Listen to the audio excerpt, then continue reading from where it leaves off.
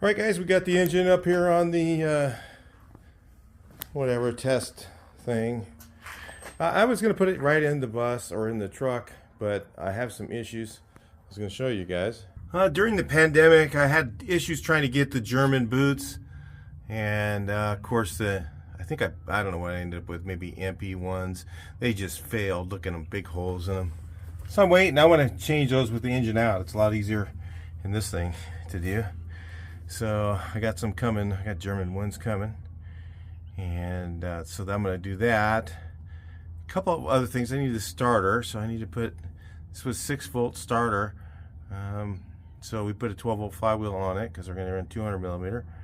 So I got to get the starter in there. What I think I'm going to use is actually I'm going to have to open up the flywheel too. I just remembered that. So I have that lovely stuff to do. So I've got that to fix. I have to get a flywheel over here and put a gland nut on it, slide it on there. That's how you do that. You take a flywheel, put a gland nut in the other end, and just put it on and feel where it's going to hit. And be careful not to get rid of this edge right here. You grind that edge off. That's the past that, this little edge, that's the machine surface that the engine fits into, and if you do that, your transmission's case is no good. So sometimes you got to take some off of here, but you got to make sure that little ridge, that ridge right there, this machined edge is still there. So you can grind this ridge off, but you got to keep that machined edge still there. So anyway, for doing the flywheel fitting, and usually there's some around in here to do, like I gotta take that over a little more, and like a little bit of that bump and that bump there. I'm trying to remember. Just take a flywheel, slide it on there. It's pretty easy to do with the gland nut on it, and usually can figure it out. So I got that to do still, so that'll be fun. And I'm waiting for the boots to come right now. They're a few days out. So anyway, we'll move on with just making the engine start on the stand. So I just kind of got my filter and my line set up. I'll make these a little nicer while I'm doing it. I'm not going to run the fan. Not going to worry about that. I'm only going to run it for about 20 minutes and that's it. So not going to worry about the fan running. Got a cooler there. It'll be enough for 20 minutes. So anyway, then for the this part of the thing, I'm going to go with the Castrol. I like to use the Kendall because it comes in quarts. They're both good oil. Castrol's really fine, but Kendall is, I'm going to say it might be just a little bit better. Castrol's very good oil. So some guys use Pen Grade. I really don't know anything about Pen Grade, but this is really good. So is Shell Rotella. It's really good oil too. I would not use Valvoline Racing. I've had problems with that oil. That oil says all this great stuff on the label, but we tested it back in the day, and it used to just break down in a Volkswagen. If you put it, it would not get 3,000 miles before it was just completely broke down in my car. That's for sure. I mean, that's because I was really hard on it, but I don't know. I had other friends with the exact same issues. We all stopped using it and either went to Castrol or Kendall at that time. So I stick with the same rules we've always done. And a lot of us tried synthetic back in the old days. The synthetic oils changed. I mean, some of the, like the old Mobil 1 used to eat up the seals on the VW. And the seals would just like turn into mush. So we weren't using that back in the old days because of that reason. Now I've heard they've reformulated it. I don't know. So a lot of guys are using synthetic, I've heard now. But back in the early days, Mobil 1 just used to just mess with the seals. The rubber compound wasn't working well with it. So anyway, we'll just stick with this. And this is good oil, so about as good as you can get. So anyway, we'll go with that. All right, so what I'm going to do now is I'm just going to crank it over to the oil pressure comes up. Battery's pretty low though, so I don't know. Maybe it won't work. So I've got an oil pressure gauge hooked up to it. I have the ignition disconnected. I don't want it to start. I just want to crank the engine over, get oil through all the passages and everything, get the pressure up. You'll actually hear it. It'll crank faster once it builds up oil pressure.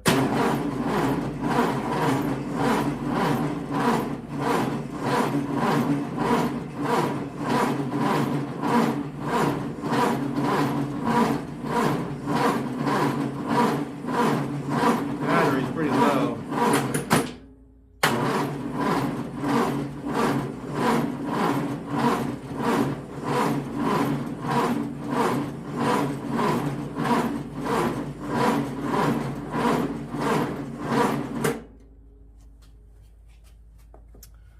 Yeah, let it cool for a minute. Starter's hot. Let the battery charge up a little more. I'll bring it back in. Decided to go ahead and pull the spark plugs out. Don't really need to do that, but it's just because I'll show you. This thing has jumper cables as battery cables, so they're not very, jumper cables are not really thick enough. They're getting hot before the starter is, and the battery's a little low. And the other reason is we use that really sticky lube. When we put this together, we use that really sticky lube, and it's really sticky on the parts, and it cranks over kind of slow because of that. It's not because it's not lubricated properly, anything bad. It's just the assembly lube we use is very sticky, and it's just turning over so slowly. I'm hoping it's going to turn over a little faster now. Let's see. Let me see without, otherwise I'll just wait for the battery to charge up. Let's see. A little battery.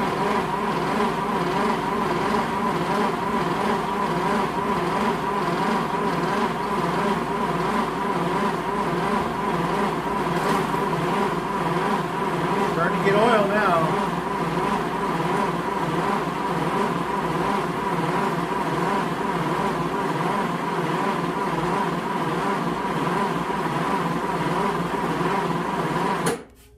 Still watching the oil gauge. Want to see the oil gauge come up?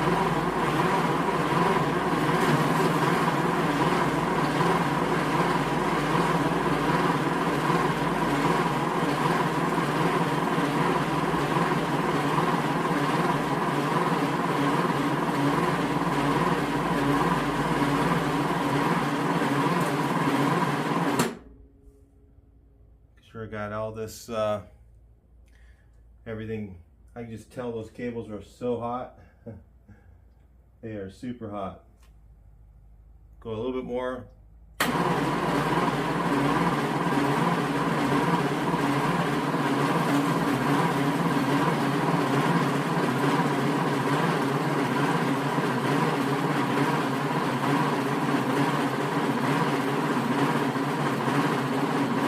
can actually hear it getting quieter.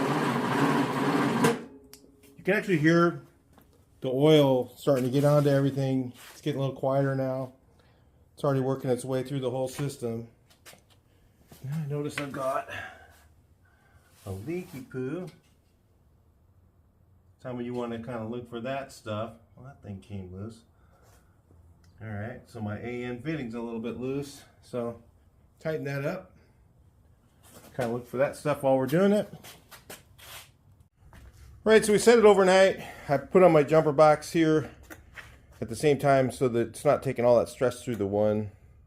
It's able to crank a little faster, and the oil pressure comes up. Let's take a look here. I'll let you guys watch the gauge here and watch it for me. Let me know what happens.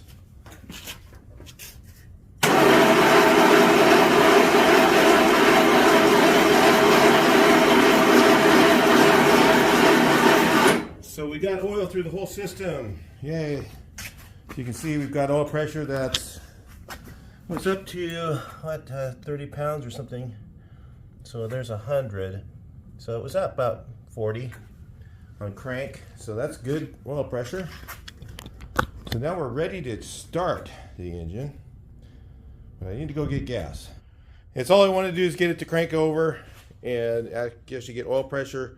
So now we'll move on to the starting process, and I'll put the spark plugs back in, And you can see it started going a lot easier. It started to go a little bit easier before that, but once it got full pressure, the engine cranked over much faster and easier. So, but I needed a little bit more speed to get it to do it. So, and it just wasn't quite doing it yesterday. So anyway, let's get it started. All right, well, my jumper pack's kind of dead, so let's see if this thing will start on its own. I have no idea. This is not scripted or programmed or anything. I have no clue. The timing should be pretty close. We have a little electric pump hooked up and it pushes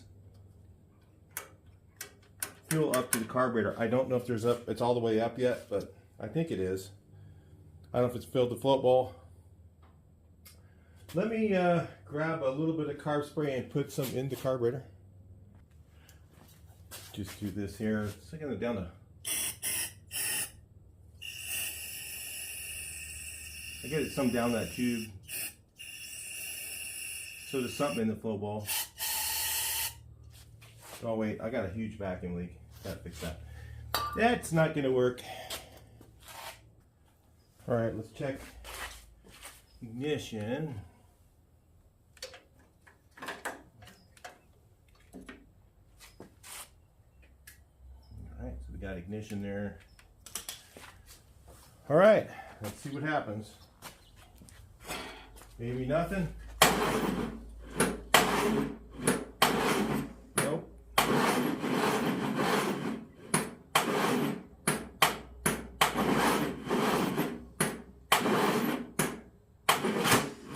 Oh. It's wanting to fire right now. I'm gonna have to put that jumper on there. I can't get it to go over fast enough. She's about to start. Right, I only got 2 bars on that thing, so I don't know if it'll do it or not. Let's see.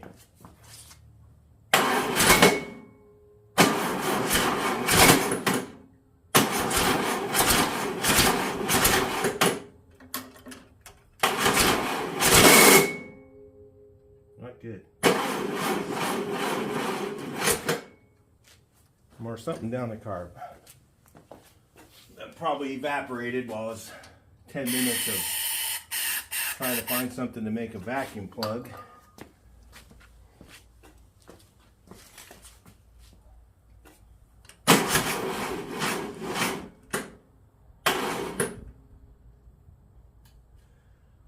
Jumper's dead.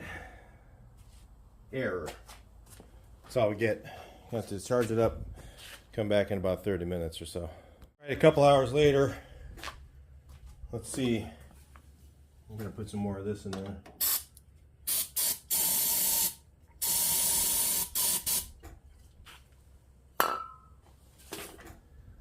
Turn this on.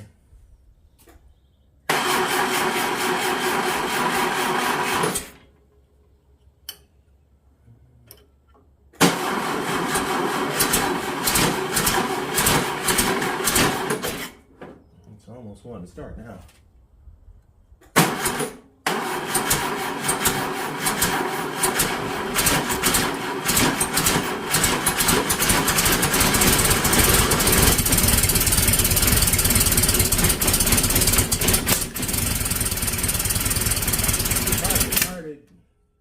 It's not like it's retarded. Just a little bit. Let's try a little more advanced. Let's try again. Maybe we'll get leak.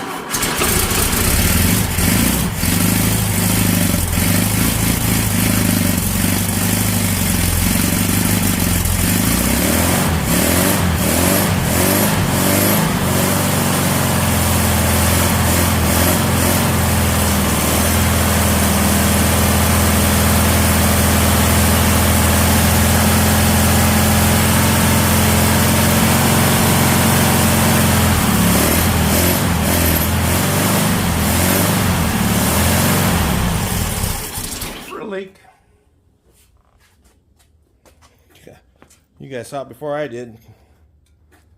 Standing in it. All right, nice.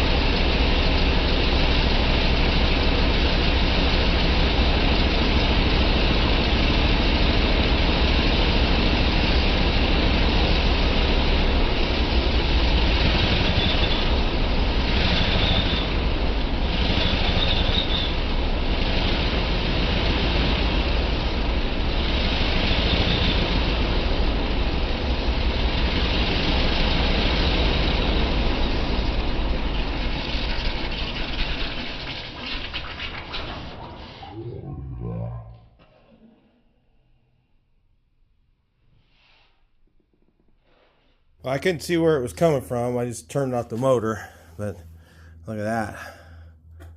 I took this off, put it back on.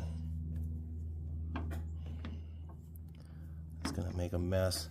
So anyway, I took it off and put it back on. I guess to check to see if it had oil in it before when it was cranking so slow. So yeah, that freaking thing, doggone it. What a mess. Okay, well, I'll get that fixed. I'll bring you back in. All right, an hour later, quart and a half of oil mess and bag of kitty litter and bunch of super clean, power wash, all that stuff. Looks like we're kind of back to normal. Still a bit of a mess. But anyway, let's see if I put another, it was about a quart and a half low. It looks, I can't tell. I'm going to fire it up for a second and then recheck it. So we'll see if it starts again. I don't know if I have enough battery juice. Hopefully I do. Seems to be low. I mean, it's just not cranking over very fast even now. It's not maybe the starter's no good. I don't know what we got in here. This is just junk we had laying around we used to make this thing. So anyway, let's give it a shot. Turn it on. See if we're lucky.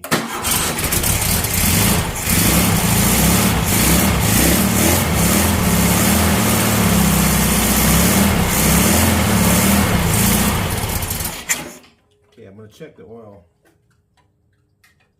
I'll turn this off so I don't run my battery dead. I'll check the oil real quick. See what we got in here. Sounds pretty good. Not a lot of exhaust leaks. Didn't sound like. Oh yeah, she's low. So anyway, I pumped out probably about almost 2 quarts. So now we've got oil in the line. I haven't checked the oil pressure yet. Don't really like to have this long thing over here. I don't know. I can't find my other one, so I usually have one I just plug right in the side here so I can see it while I'm working on it. But I'll move the oil pressure over here so I can look at it. Fire it up again once I get oil in it, and we'll take a look. All right, so we're full of oil. Check our oil pressure here. And I'll put it up here maybe. I don't know. Doesn't really work very good. Right there. So I can see it at least.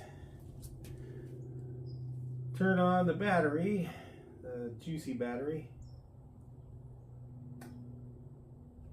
Okay. Ignition, I think that's on. Sound like ignition is off.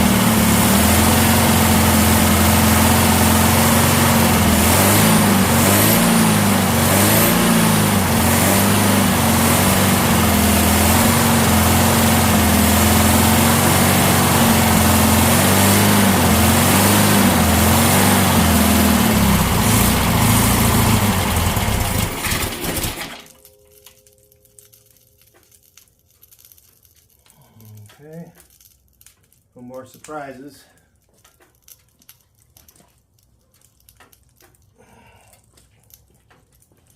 Kind of gets me a little freaked out when something like that happens, because you just wonder if it's going to snowball, right? Sometimes it happens that way.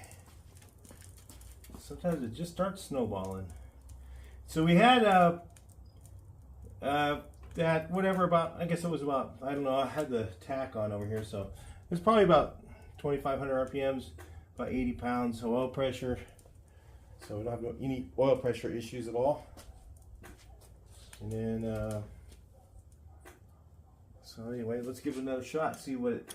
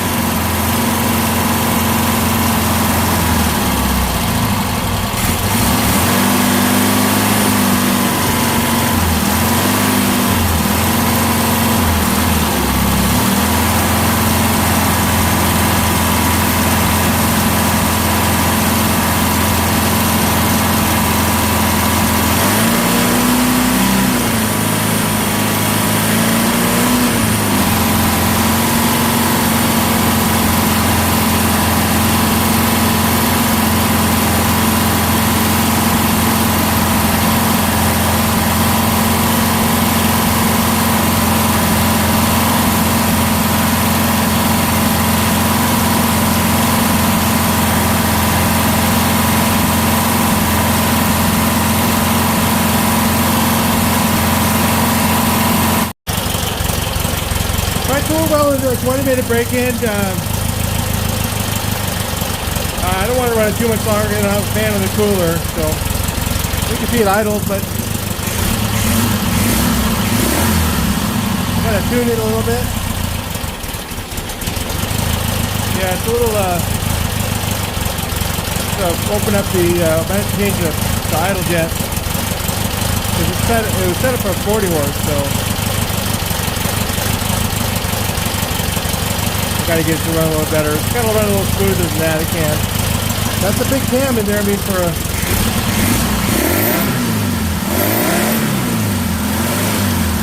You can really...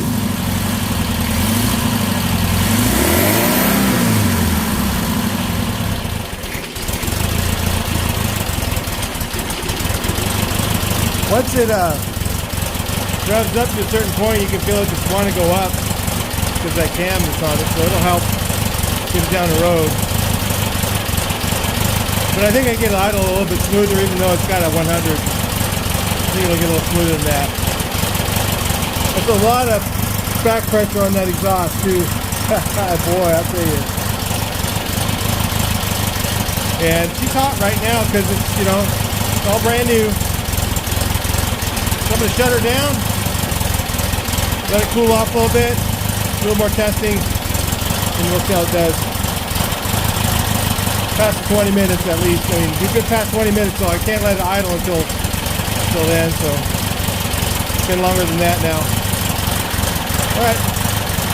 Alright, so you guys were wondering what happened with the oil filter, why it did that. Is what happened is it was cranking super slow, right? At first, and I was like, I wonder if it's even getting oil to the oil filter.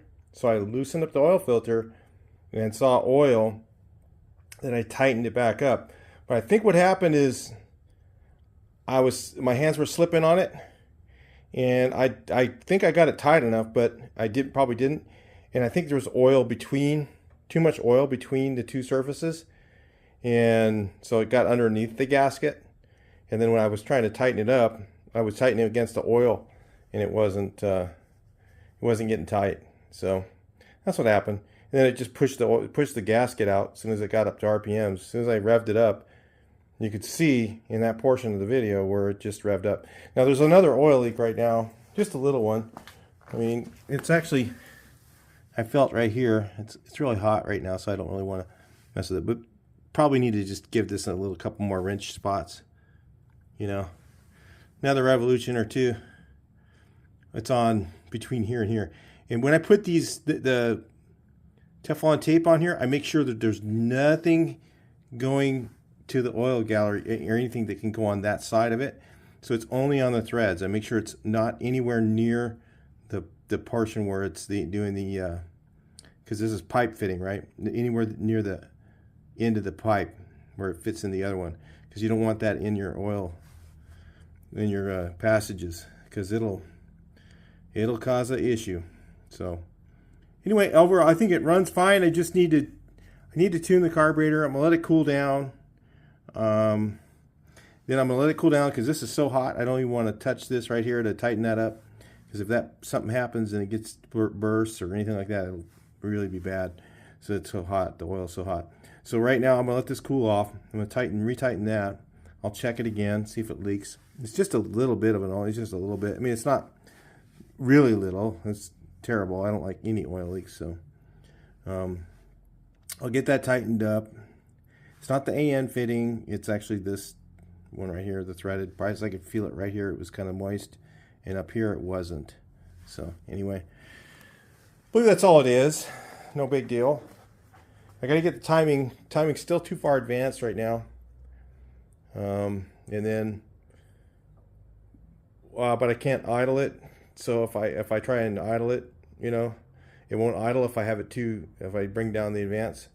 So there's that. So I've got to get that right. And look, I've got the throttle all the way open. That's what I'm saying. I can't tune it right now because I've got to get, I think the idle jet's too lean. It's got to be too lean. I mean, I think I've got some more of those. Let's see what it's in there right now.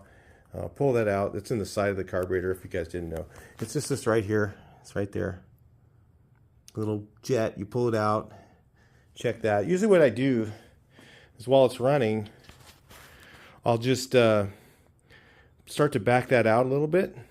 And if it starts to pick up RPMs that I know it's too lean, I just kind of just crack it loose and just open it up a little. I mean, I know it's too lean, so I need it richer. So sometimes it'll be between jets. So I'll actually back it out a little bit and peen it so it stays in the position. That's an old VW trick, guys. So sometimes we'll do that and peen it and leave it so it's a little tiny bit loose, but when you peen it, it stays in place. Or take it out and go with a richer jet. It just depends. If it's sometimes between the two. Sometimes I'll put a richer one in, it'll be too rich, and then I put the lean one in back in, and I'll just back it out just a little bit, peen it, and they're good to go. So that's a way you tune these things.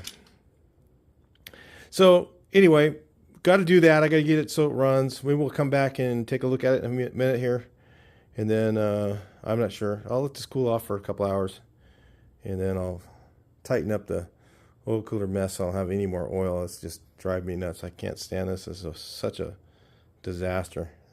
All that oil everywhere. Anyway.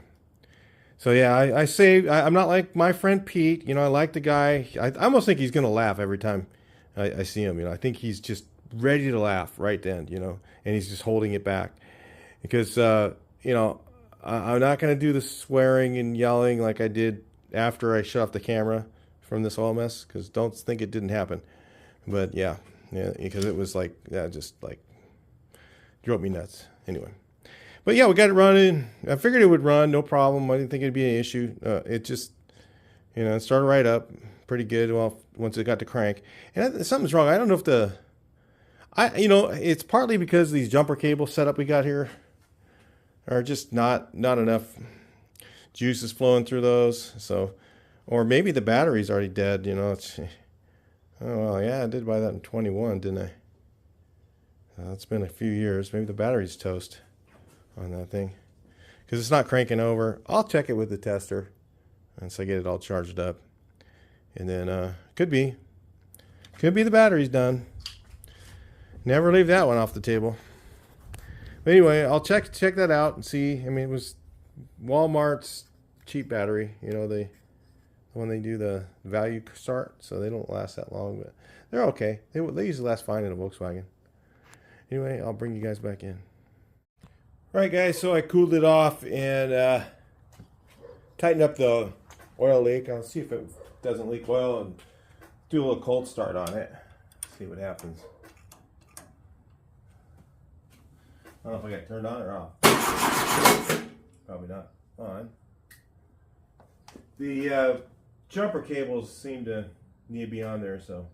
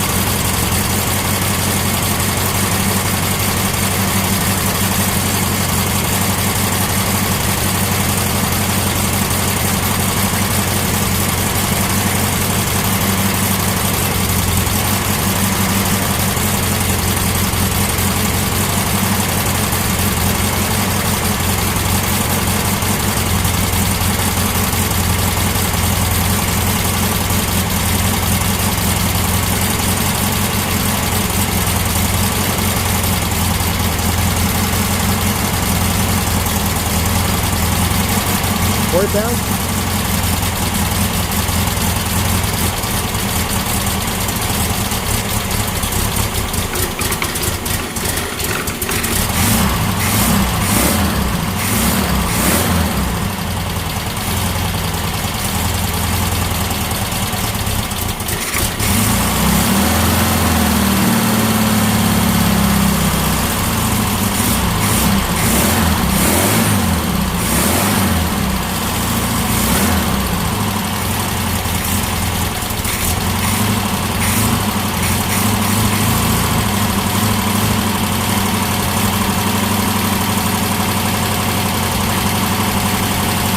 Choke seems to be a little tighter.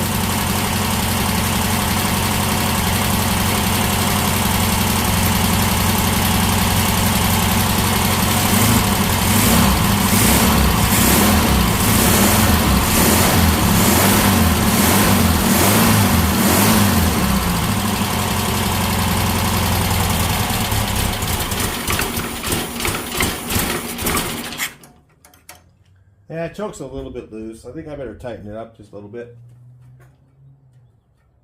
Probably get it to be a little bit better when it's cold.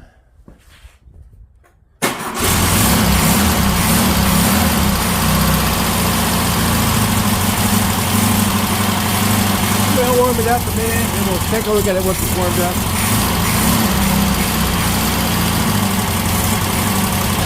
Well, it's not totally warm yet, but it's getting there.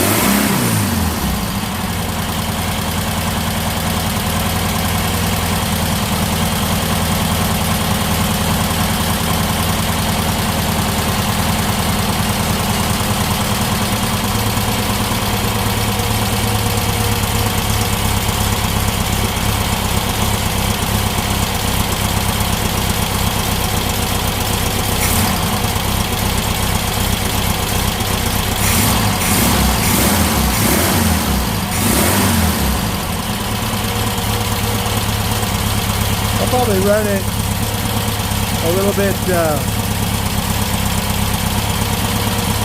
fast idle because of lift. Probably around there.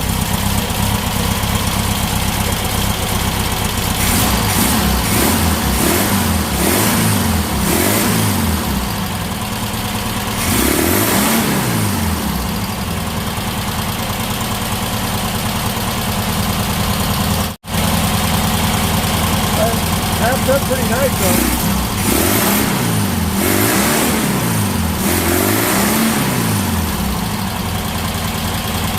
So that's about 3,500, 4,000 RPM. Just runs right up there. Sounds good. Alright, I'm gonna say it's ready to go in.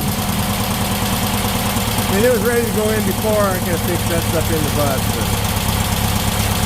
I'm gonna say it's ready to go.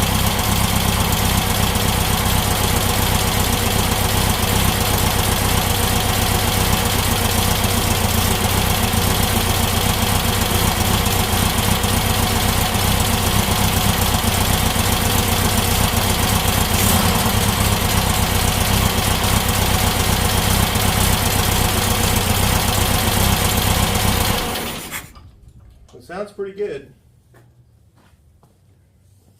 You can hear that, you can feel that cam when it gets up to the RPMs though, it starts to kick in. So around about 2,500 RPMs, you can really feel the cam curve start to work. And Yeah, that seems like it's going to make that truck pull real good. Way different than a 40 horse. All right, I guess that's it for this. I don't know what's next. I got to do a lot of work to get that bell housing ready. Got to run down real quick and grab my starter, the 12-volt starter. So, and then we'll see if that battery's any good, right? Maybe my luck, I'll have to buy a battery too. All right. Well, anyway, I'll talk to you guys in the next one. Hope you enjoyed it. Please like, share, and subscribe, and hear your comments on what you think.